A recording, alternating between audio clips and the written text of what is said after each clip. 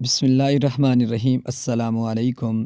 امام اعظم ابوخنیفہ رحمہ اللہ نے اپنے بیٹے حماد کو 5 حدیثیں سنائیں۔ فرمایا، نبی کریم صلی اللہ علیہ وسلم نے فرمایا ہے، اعمال کا دار و مدار نیتوں پر ہے، اور انسان کے لیے وہی ہے جس کی اس نے نیت کی ہو۔ نمبر 2، انسان کے اسلام کی خوبی یہ ہے کہ لا یعنی فضول چیزوں کو ترک کر دے۔ نمبر 3، تم مومن نہیں ہو سکتے جب تک اپنے مسلمان بھائی کے لیے وہی چیز پسند نہ کرو جو اپنے لیے کرتے ہو۔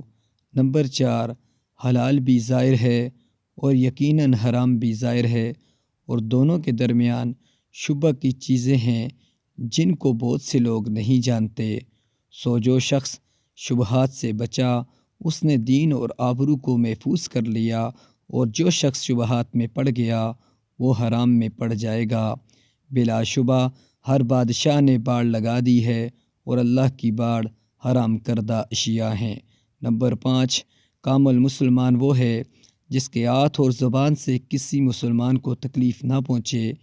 یہ 5 حدیثیں سنانے کے بعد فرماتے ہیں، بیٹا ان 5 حدیثوں کو آئینے کی طرح رکھنا اور اپنے اعمال کا ان 5 حدیثوں پر محاسبہ کرتے رہنا۔ یہ 5 حدیثیں ان 5 لاکھ حدیثوں کا نچوڑ ہیں جو مجھے یاد ہے۔